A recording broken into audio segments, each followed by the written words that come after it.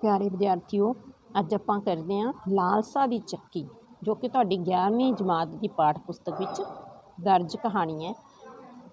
बेटा ये जिहड़ियां हुंदियां ने नीति कथावां हुंदियां ने, ਉਹ ਆਪਾਂ ਕਰ ਰਹੇ ਹਾਂ ਲਾਲਸਾ ਦੀ ਚੱਕੀ। ਪਹਿਲਾਂ ਆਪਾਂ ਦੇਖਦੇ ਹਾਂ ਵੀ ਨੀਤੀ ਕਥਾਵਾਂ ਹੁੰਦੀਆਂ ਕੀ ਨੇ। ਉਹ ਕਥਾਵਾਂ ਜਿਨ੍ਹਾਂ ਰਾਹੀਂ ਸਰੋਤਿਆਂ ਜਾਂ ਪਾਠਕਾਂ ਨੂੰ ਜੀਵਨ ਵਿੱਚ ਕੰਮ ਆਉਣ ਵਾਲੀਆਂ ਨੀਤੀਆਂ, ਜੁਗਤਾਂ ਅਤੇ ਚਾਲਾਂ ਸਮਾਉਣ ਦਾ ਯਤਨ ਹੋਵੇ, ਉਹ ਨੀਤੀ ਕਥਾਵਾਂ ਕਹਾਉਂਦੀਆਂ ਨੇ। ਜਿਵੇਂ ਲੋਕ ਸਾਹਿਤ ਦਾ ਇੱਕ ਅੰਗ ਲੋਕ ਕਹਾਣੀਆਂ ਹਨ, ਜਿਵੇਂ ਲੋਕ ਕਹਾਣੀਆਂ ਦਾ ਇੱਕ ਅੰਗ ਨੀਤੀ ਕਥਾਵਾਂ ਹਨ।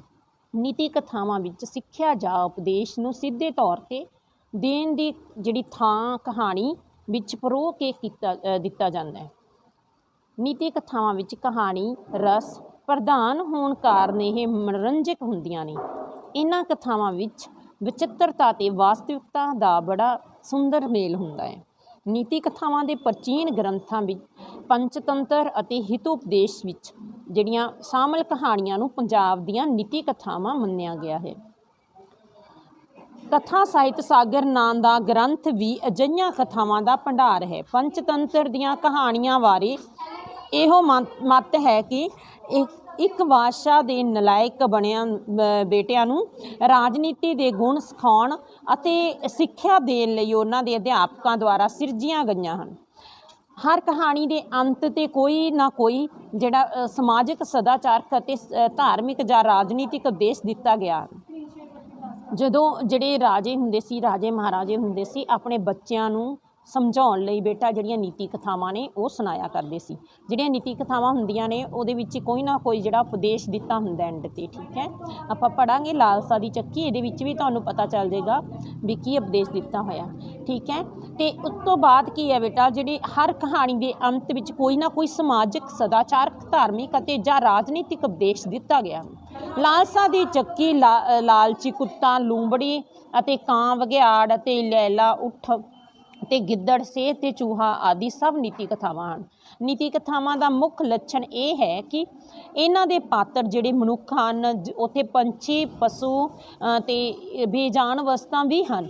ਇਹ ਮਨੁੱਖ ਵਾਂਗ ਬੋਲਦੇ, ਕਾਰਜ ਕਰਦੇ, ਰਿਸ਼ਤੇ ਬਣਾਉਂਦੇ ਅਤੇ ਦੁਸ਼ਮਣੀਆਂ ਪਾਲਦੇ ਅਤੇ ਮਿੱਤਰਤਾ ਨਿਭਾਉਂਦੇ ਹਨ। ਇਹਨਾਂ ਜਿਹੜਾ ਇਸ ਦਾ ਕਾਰਨ ਇਹ ਦੱਸਿਆ ਗਿਆ ਜਾਂਦਾ ਕਿ ਮੂਲ ਤੌਰ 'ਤੇ ਰਾਜ ਘਰਾਣੇ ਦੇ ਬੱਚਿਆਂ ਭਾਵ ਰਾਜਕੁਮਾਰਾਂ ਨੂੰ ਰਾਜਨੀਤੀ ਸਿਖਾਉਣ ਲਈ ਇਹ ਕਥਾਵਾਂ ਜਿਹੜੀਆਂ ਘੜੀਆਂ ਗਈਆਂ ਸਨ। ਇਸੇ ਲਈ ਇਹਨਾਂ ਵਿੱਚ ਪਸ਼ੂ ਪੰਛੀਆਂ ਆਦਿ ਦੇ ਮਾਧਿਅਮ ਰਾਹੀਂ ਮਨੁੱਖੀ ਸੁਭਾਅ ਦੀਆਂ ਜਿਹੜੀਆਂ ਬਰੀਕੀਆਂ ਸਮਝਾਈਆਂ ਗਈਆਂ ਹਨ। ਕਈ ਥਾਵਾਂ 'ਤੇ ਨੀਤੀ ਸੂਤਰ ਕਹਾਣੀ ਦੇ ਅੰਤ ਵਿੱਚ ਸਪਸ਼ਟ ਰੂਪ ਵਿੱਚ ਦਿੱਤਾ ਹੁੰਦਾ ਹੈ। ਆਮ ਤੌਰ 'ਤੇ ਇਹ ਸੂਤਰ ਰੂਪ ਤੋਂ ਹੀ ਉਗੜਨ ਦਾ ਰੂਪ ਸ਼ੁਰੂ ਹੋ ਜਾਂਦਾ ਹੈ। ਉਗੜਨਾ ਇਹਦਾ ਰੂਪ ਆਮ ਤੌਰ 'ਤੇ ਅਜਿਹੀਆਂ ਕਹਾਣੀਆਂ ਦੇ ਦੋ ਭਾਗ ਹੁੰਦੇ ਨੇ। ਪਹਿਲੇ ਹਿੱਸੇ ਵਿੱਚ ਵਾਰਤਾ ਦੇ ਨਾਲ ਨਾਲ ਉਦੇਸ਼ ਨੂੰ ਉਦਾਹਰਨ ਸਾਹਿਤ ਸਮਝਿਆ ਜਾਂਦਾ ਹੈ ਅਤੇ ਦੂਸਰੇ ਹਿੱਸੇ ਵਿੱਚ ਉਪਦੇਸ਼ਾਤਮਕ ਜਿਹੜੀ ਕਥਨ ਵੀ ਵਿਵਰਣ ਲੋਕੋਕਤੀ ਦੇ ਰੂਪ ਵਿੱਚ ਦਿੱਤਾ ਜਾਂਦਾ ਹੈ। ਠੀਕ ਹੈ, ਅਤੇ ਉਪਦੇਸ਼ ਜਾਂ ਸਿੱਖਿਆ ਨੀਤੀ ਕਥਾ ਦਾ ਬੁਨਿਆਦੀ ਤੱਤ ਹੁੰਦੀਆਂ ਨੇ। ਇਹਨਾਂ ਕਥਾਵਾਂ ਰਾਹੀਂ ਸਮਝਾਈਆਂ ਕਈ ਨੀਤੀਆਂ ਅਜੋਕੇ ਸਮੇਂ ਦੀ ਪ੍ਰਸੰਗ ਵਿੱਚ ਵੇਖਿਆ ਸਰਲ ਜਾਂ ਵਕਤ ਵਿਹਾ ਚੁੱਕੀਆਂ ਵੀ ਜਾਪ ਸਕਦੀਆਂ ਹਨ, ਪਰ ਇਹਨਾਂ ਨੂੰ ਮੱਧਕਾਲ ਦੀਆਂ ਪਰਿਸਥਿਤੀਆਂ ਵਿੱਚ ਰੱਖ ਕੇ ਵੇਖਿਆ ਜਾਵੇ ਤਾਂ ਇਹ ਔੜਕ ਦੀਆਂ ਪ੍ਰਭਾਵਸ਼ਾਲੀ ਜਾਪਦੀਆਂ ਨੇ। ਪੰਜਾਬੀ ਦੀਆਂ ਨੀਤੀ ਕਥਾਵਾਂ ਦਾ ਰੰਗ ਸਿੱਧੇ ਅਸਿੱਧੇ ਰੂਪ ਵਿੱਚ ਸਾਡੇ ਅਜੋਕੇ ਬਾਲ ਸਾਹਿਤ ਉੱਤੇ ਵੀ ਪਿਆ ਹੈ। ਆਮ ਜ਼ਿੰਦਗੀ ਵਿੱਚ ਵੀ ਟੋਟਕਿਆਂ ਅਤੇ ਹਵਾਲਿਆਂ ਵਜੋਂ ਇਹ ਨੀਤੀ ਕਥਾਵਾਂ ਵਰਤੀਆਂ ਜਾਂਦੀਆਂ ਹਨ। ਹੁਣ ਆਪਾਂ ਬੇਟਾ ਨੀਤੀ ਕਥਾ ਜਿਹੜੇ ਕਰਦੇ ਹਾਂ ਲਾਲਸਾ ਦੀ ਚੱਕੀ। ਠੀਕ ਹੈ, ਇਹ ਇੱਕ ਸ਼ਹਿਰ ਵਿੱਚ ਇੱਕ ਬੰਦਾ ਰਹਿੰਦਾ ਸੀ। ਉਹ ਬੜਾ ਲਾਲਚੀ ਸੀ। ਉਸਨੇ ਕਿਧਰੋਂ ਸੁਣਿਆ ਕਿ ਜੇ ਸੰਤਾਂ ਸਾਧਾਂ ਦੀ ਸੇਵਾ ਕਰੀਏ ਤਾਂ ਧਨ ਪ੍ਰਾਪਤ ਹੁੰਦਾ ਹੈ। ਇਹ ਸੋਚ ਕੇ ਉਸਨੇ ਸਾਧਾਂ ਸੰਤਾਂ ਦੀ ਸੇਵਾ ਕਰਨੀ ਸ਼ੁਰੂ ਕਰ ਦਿੱਤੀ। ਇੱਕ ਵਾਰ ਦੀ ਗੱਲ ਹੈ ਕਿ ਉਸਦੇ ਘਰ ਬੜੀ ਕਰਨੀ ਵਾਲੇ ਸਾਧੂ ਸੰਤ ਆਏ ਅਤੇ ਉਹਨਾਂ ਨੇ ਉਹਨਾਂ ਦੀ ਸੇਵਾ ਤੋਂ ਪ੍ਰਸੰਨ ਹੋ ਕੇ ਉਹਨੂੰ 4 ਦੀਵੇ ਦਿੱਤੇ। ਕਿਹਾ ਕਿ ਇਹਨਾਂ ਵਿੱਚੋਂ ਇੱਕ ਦੀਵਾ ਬਾਲ ਕੇ ਪੂਰਬ ਦਿਸ਼ਾ ਵੱਲ ਤੁਰ ਪੈਣਾ। ਜਿੱਥੇ ਦੀਵਾ ਬੁੱਝ ਜਾਵੇ ਉੱਥੇ ਧਰਤੀ ਪੁੱਟ ਲੈਣਾ ਅਤੇ ਉੱਥੋਂ ਕਾਫੀ ਧਨ ਮਿਲੇਗਾ। ਜੇ ਫਿਰ ਤੈਨੂੰ ਦੌਲਤ ਦੀ ਲੋੜ ਪਵੇ ਤਾਂ ਦੂਜਾ ਦੀਵਾ ਬਾਲ ਕੇ ਪੱਛਮ ਵੱਲ ਤੁਰ ਪੈਣਾ। ਜਿੱਥੇ ਦੀਵਾ ਬੁੱਝ ਜਾਵੇ ਤਾਂ ਉੱਥੇ ਜ਼ਮੀਨ ਪੁੱਟ ਲੈਣਾ ਤੇ ਤੈਨੂੰ ਬਹੁਤ ਮਨ ਚਾਹਿਆ ਜਿਹੜਾ ਮਾਇਆ ਮਿਲੇਗੀ। ਠੀਕ ਹੈ, ਮਨ ਚਾਹਿਆ ਧਨ ਮਿਲੇਗਾ। ਜੇ ਫਿਰ ਵੀ ਸੰਤੁਸ਼ਟੀ ਨਾ ਹੋਵੇ ਤਾਂ ਤੀਜਾ ਦੀਵਾ ਬਾਲ ਕੇ ਦੱਖਣ ਵੱਲ ਨੂੰ ਜਾਣਾ। ਉਸੇ ਤਰ੍ਹਾਂ ਦੀਵਾ ਬੁੱਝਣ 'ਤੇ ਜਦੋਂ ਤੂੰ ਜ਼ਮੀਨ ਪੁੱਟੇਗਾ ਤਾਂ ਤੈਨੂੰ ਬੇਉੜਕ ਧਨ ਮਿਲੇਗਾ, ਬਹੁਤ ਜ਼ਿਆਦਾ ਧਨ ਮਿਲੇਗਾ। ਤਦ ਤੇਰੇ ਕੋਲ ਕੇਵਲ ਇੱਕ ਦੀਵਾ ਬਚ ਜਾਵੇਗਾ ਅਤੇ ਇੱਕ ਉੱਤਰ ਦੀ ਦਿਸ਼ਾ ਰਹਿ ਜਾਵੇਗੀ। ਤੂੰ ਇਹ ਦੀਵਾ ਨਹੀਂ ਬਾਲਣਾ ਅਤੇ ਨਾ ਹੀ ਇਸ ਨੂੰ ਉੱਤਰ ਵੱਲ ਲੈ ਕੇ ਜਾਣਾ ਹੈ। ਇਹ ਕਹਿ ਕੇ ਸੰਤ ਚਲੇ ਗਏ। ਉਹ ਲਾਲਚੀ ਬੰਦਾ ਉਸੇ ਵੇਲੇ ਇੱਕ ਪਹਿਲਾ ਦੀਵਾ ਬਾਲ ਕੇ ਪੂਰਬ ਦਿਸ਼ਾ ਵੱਲ ਗਿਆ। ਦੂਰ ਜੰਗਲ ਵਿੱਚ ਜਾ ਕੇ ਦੀਵਾ ਬੁੱਝ ਗਿਆ। ਉਹ ਬੰਦੇ ਨੇ ਉਹ ਥਾਂ ਪੁੱਟੀ ਤੇ ਉਸਨੂੰ ਪੈਸਿਆਂ ਨਾਲ ਭਰੀ ਇੱਕ ਗਾਗਰ ਮਿਲੀ। ਉਹ ਬੜਾ ਖੁਸ਼ ਹੋਇਆ। ਉਸਨੇ ਸੋਚਿਆ ਕਿ ਇਹ ਗਾਗਰ ਉਹ ਅਜੇ ਇੱਥੇ ਹੀ ਰਹਿਣ ਦਿੰਦਾ ਹੈ ਤੇ ਫਿਰ ਲੈ ਜਾਵਾਂਗਾ।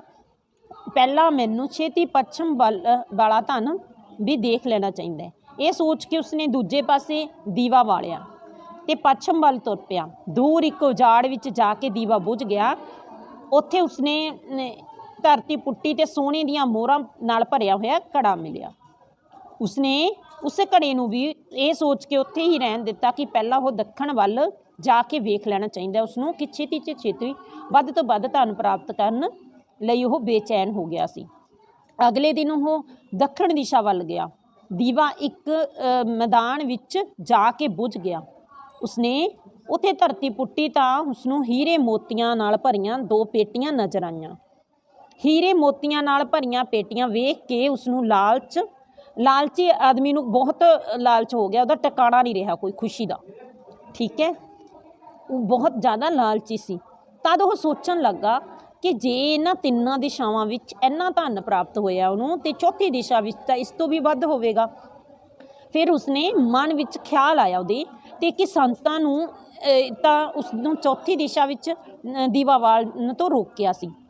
ਤੇ ਜੇ ਦੂਜੇ ਹੀ ਪਲ ਉਸਦੇ ਮਨ ਵਿੱਚ ਆਇਆ ਕਿ ਹੋ ਸਕਦਾ ਹੈ ਕਿ ਉਹ ਧਨ ਦੌਲਤ ਸੰਤ ਆਪ ਰੱਖਣੀ ਚਾਹੁੰਦੇ ਹੋਣ।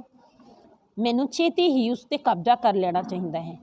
ਹੋਰ ਧਨ ਪ੍ਰਾਪਤ ਕਰਨ ਦੇ ਲਾਲਚ ਨੇ ਉਸਨੂੰ ਸੰਤਾਂ ਦੇ ਵਚਨਾਂ ਬਾਰੇ ਮੁੜ ਸੋਚਣ ਹੀ ਨਾ ਦਿੱਤਾ। ਅਗਲੇ ਦਿਨ ਸਵੇਰੇ ਹੀ ਉਸਨੇ ਚੌਥਾ ਦੀਵਾ ਬਾਲਿਆ ਤੇ ਕਾਲੀ ਉੱਤਰ ਦਿਸ਼ਾ ਵੱਲ ਚੱਲ ਪਿਆ। ਦੂਰ ਅੱਗੇ ਇੱਕ ਮਹਿਲ ਕੋਲ ਜਾ ਕੇ ਦੀਵਾ ਬੁੱਝ ਗਿਆ। ਮਹਿਲ ਦਾ ਦਰਵਾਜ਼ਾ ਬੰਦ ਸੀ। ਉਸਨੇ ਦਰਵਾਜ਼ੇ ਨੂੰ ਧੱਕਾ ਦਿੱਤਾ ਤਾਂ ਦਰਵਾਜ਼ਾ ਖੁੱਲ੍ਹ ਗਿਆ। ਉਹ ਬੜਾ ਖੁਸ਼ ਹੋਇਆ। ਉਸਨੇ ਮਨ ਵਿੱਚ ਸੋਚਿਆ ਕਿ ਇੱਕ ਮਹਿਲ ਉਸ ਲਈ ਹੀ ਹੈ। ਉਹ ਹੁਣ ਪਹਿਲੀਆਂ 3 ਦਿਸ਼ਾਵਾਂ ਵੱਲ ਵਿੱਚ ਲੱਭੀ ਦੌਲਤ ਨੂੰ ਵੀ ਇੱਥੇ ਲਿਆ ਕੇ ਰੱਖ ਦੇਵੇਗਾ ਤੇ ਐਸ਼ ਕਰੇਗਾ। ਉਹ ਬੰਦਾ ਮਹਿਲ ਦੇ ਇੱਕ ਕਮਰੇ ਵਿੱਚ ਗਿਆ। ਕੋਈ ਕਮਰਾ ਹੀਰੇ ਮੋਤੀਆਂ ਨਾਲ ਭਰਿਆ ਹੋਇਆ ਸੀ। ਕਿਸੇ ਕਮਰੇ ਵਿੱਚ ਸੋਨੇ ਦੇ ਕੀਮਤੀ ਗਹਿਣੇ ਪਏ ਸਨ ਅਤੇ ਉਸੇ ਤਰ੍ਹਾਂ ਹੀ ਹੋਰ ਕਮਰੇ ਵਿੱਚ ਬੇਅੰਤ ਧਨ ਦੌਲਤ ਪਿਆ ਸੀ। ਇਹ ਸਭ ਦੇਖ ਕੇ ਜਿਹੜਾ ਬੰਦਾ ਸੀ ਉਹ ਚਕਾਚੌਂਧ ਹੋ ਗਿਆ ਤੇ ਆਪਣੇ ਚੰਗੇ ਭਾਗਾਂ ਨੂੰ ਸਲਾਹੁੰਦਾ ਹੋਇਆ ਜਰਾ ਹੋਰ ਅੱਗੇ ਵਧਿਆ। ਉਸਨੂੰ ਇੱਕ ਕਮਰੇ ਵਿੱਚੋਂ ਚੱਕੀ ਚੱਲਣ ਦੀ ਆਵਾਜ਼ ਸੁਣਾਈ ਦਿੱਤੀ। ਉਹ ਉਸ ਕਮਰੇ ਵਿੱਚ ਦਾਖਲ ਹੋਇਆ ਤਾਂ ਦੇਖਿਆ ਇੱਕ ਬੁੱਢਾ ਆਦਮੀ ਚੱਕੀ ਚਲਾ ਰਿਹਾ ਸੀ। ਲਾਲਚੀ ਬੰਦੇ ਨੇ ਬੁੱਢੇ ਨੂੰ ਕਿਹਾ ਕਿ ਤੂੰ ਇਹ ਇੱਥੇ ਕਿਵੇਂ ਪੁੱਜਾ ਹੈ। ਬੁੱਢੇ ਆਦਮੀ ਨੇ ਕਿਹਾ ਕਿ ਇੰਜ ਕਰ ਜਰਾ ਉਹ ਚੱਕੀ ਚਲਾਵੇ ਤੇ ਮੈਂ ਜਰਾ ਸਾਹ ਲੈ ਕੇ ਉਸਨੂੰ ਦੱਸਦਾ ਹਾਂ। ਲਾਲਚੀ ਬੰਦੇ ਨੇ ਚੱਕੀ ਚਲਾਉਣੀ ਸ਼ੁਰੂ ਕਰ ਦਿੱਤੀ। ਬੁੱਢਾ ਚੱਕੀ ਤੋਂ ਹਟ ਕੇ ਉੱਚੀ ਹੱਸਣ ਲੱਗਾ। ਲਾਲਚੀ ਬੰਦਾ ਉਸ ਵੱਲ ਦੇਖ ਕੇ ਹੈਰਾਨੀ ਨਾਲ ਵੇਖਣ ਲੱਗਾ। ਬੜਾ ਹੈਰਾਨ ਹੋਇਆ। ਉਹ ਚੱਕੀ ਬੰਦ ਕਰਨ ਹੀ ਲੱਗਿਆ ਸੀ ਕਿ ਬੁੱਢੇ ਆਦਮੀ ਨੇ ਉਸਨੂੰ ਕਿਹਾ, ਖਬਰਦਾਰ ਕਰਦੇ ਹੋਏ ਕਿਹਾ ਕਿ ਨਾ ਚੱਕੀ ਬੰਦ ਨਾ ਕਰੀ। ਫਿਰ ਬੁੱਢੇ ਨੇ ਕਿਹਾ, ਇਹ ਮਹਿਲ ਹੁਣ ਤੇਰਾ ਹੈ, ਪਰ ਇਹ ਉਤਨੀ ਦੇਰ ਖੜਾ ਰਹੇਗਾ ਜਿਤਨੀ ਦੇਰ ਤੂੰ ਚੱਕੀ ਚਲਾਉਂਦਾ ਰਹੇਗਾ। ਜੇ ਚੱਕੀ ਚੱਲਣੀ ਬੰਦ ਹੋ ਗਈ ਤਾਂ ਜਿਹੜਾ ਮਹਿਲ ਹੈ ਉਹ ਡਿੱਗ ਜਾਵੇਗਾ ਤੇ ਤੂੰ ਵੀ ਇਸ ਦੇ ਥੱਲੇ ਆ ਕੇ ਮਰ ਜਾਵੇਗਾ। ਤੇ ਕੁਝ ਪਲ ਰੁਕ ਕੇ ਬੁੱਢਾ ਫਿਰ ਕਹਿਣ ਲੱਗਾ, ਮੈਂ ਵੀ ਤੇਰੇ ਵਾਂਗ ਲਾਲਚ ਕਰਕੇ ਸੰਤਾਂ ਦੀ ਗੱਲ ਨਹੀਂ ਸੀ ਮੰਨੀ। ਮੇਰੀ ਸਾਰੀ ਜਵਾਨੀ ਇਸ ਚੱਕੀ ਚਲਾਉਂਦਿਆਂ ਬੀਤ ਗਈ। ਉਹ ਲਾਲਚੀ ਆਦਮੀ ਬੁੱਢੇ ਦੀ ਗੱਲ ਸੁਣ ਕੇ ਰੋਣ ਲੱਗ ਪਿਆ। ਫਿਰ ਇਹ ਕਹਿਣ ਲੱਗਾ ਕਿ ਇਹ ਹੁਣ ਮੇਰਾ ਛੁਟਕਾਰਾ ਕਿਵੇਂ ਹੋਵੇਗਾ। ਬੁੱਢੇ ਨੇ ਕਿਹਾ, ਮੇਰੇ ਅਤੇ ਤੇਰੇ ਵਾਂਗ ਕੋਈ ਲਾਲਚੀ ਬੰਦਾ, ਲਾਲਚ ਚੰਨਾ ਹੋਇਆ ਬੰਦਾ ਇੱਥੇ ਆਵੇਗਾ तद उस लालची आदमी ने बुढ़े नूं आखिरी सवाल पूछया, तू हुण बाहर जाके की करेगा? बुढ़े ने कहा, मैं सब लोगों नूं उच्ची उच्ची कहांगा कि लालच बुरी बला है। बच्चों हुण इहदा कहानी तो आपां नूं पता लग्या कि जिहड़ा लालच करना वो बुरी बला है। ठीक है, तो एक आपां नूं ये भी समझाया गया इहदे विच कि जिहड़ी अपनी जवानी हुंदी है सारी आपां काम कार करदे लंघा दिंदे आ, है ना। ते लालसा दी चक्की दे विच सारी जवानी है जिहड़ी अपनी चली जाती है। तो आपां बुढ़े हो के फिर ये बारे दस्या होया भी बुढ़े होके भी अपना खैड़ा नहीं छुटदा चक्की तो, लालसा दी चक्की। मतलब हुंदा है कि आपां कमाउंदे जाने आ, धन कमाउंदे जाने आ, अगे अगे होर अमीर होना है, होर अमीर होना है। जिहड़े गरीब ने वो अमीर होना चाहुंदे ने, जिहड़े अमीर ने वो होर भी अमीर होना चाहुंदे ने। ठीक है, इस तरह जिहड़ी लालसा दी चक्की है वो चलदी रहिंदी है ते चलदे चलाउंदे जिहड़ा मनुख है वो बुढ़ा हो जाता है। ठीक है, इस तरह ये नीति कथावां दे विच जिहड़ी ये तुहानूं दस्सिया गया है।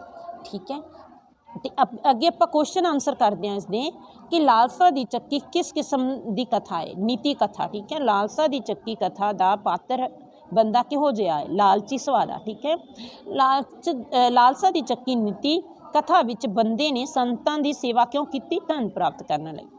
संत ने बंदे नूं किन्ने दीवे दिते? 4। संत ने बंदे नूं पहला दीवा किस दिशा वाल जाण लई कहा? बाल के पूर्व दिशा वाल। संत ने दूजा दीवा बाल के किस दिशा वाल जाण लई कहा? पश्चिम वाल। तीजा दीवा दक्षिण वाल। संत ने बंदे नूं किहड़ा दीवा बालन तो वरजिया? चौथा दीवा उत्तर दिशा वाल जाण वाला। ठीक है, तो बंदे नूं पहला दीवा बाल के पूर्व दिशा वाल की मिलिया? पैसिਆਂ नाल भरी हुई गागर। दूजा दीवा बाल के पश्चिम दिशा वाल की मिलिया? मोहरां नाल भरिया घड़ा।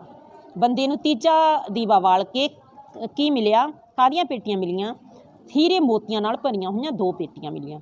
चौथा दीवा बाल के उत्तर दिशा वालों बंदा कित्थे पुछा? एक महल विच, एक कमरे विच। चक्की कौन चला रहा सी? एक बुढ़ा आदमी। बुढ़े ने बंदे नूं किस काम ला दिता? चक्की चलाउण। चक्की चलाउणी बंद करन ते नाल महल नूं की होना सी? महल बंदे उपर डिग जाना सी। बुढ़े ने क्यों संतां दी गल नहीं सी मन्नी? लालच कारण। बुढ़े नूं चक्की चलाउंदियां किन्ना समा बीत गया सी? सारी जवानी। बंदे दा चक्की चलाउण तो छुटकारा किवें होना सी? किसी होर लालची बंदे दे आउण नाल। बुढ़े ने अंत विच सब लोगों नूं उच्ची उच्ची बोल के की दस्सण लई कहा? लालच बुरी बला है। एक बंदा, एक बुढ़ा, एक साधु किस कहानी दे पात्र हैं? लालसा दी चक्की दे। नीति कथा किहड़ी है? लालसा दी चक्की। ऐसी बेटा अपनी कहानी। धन्यवाद।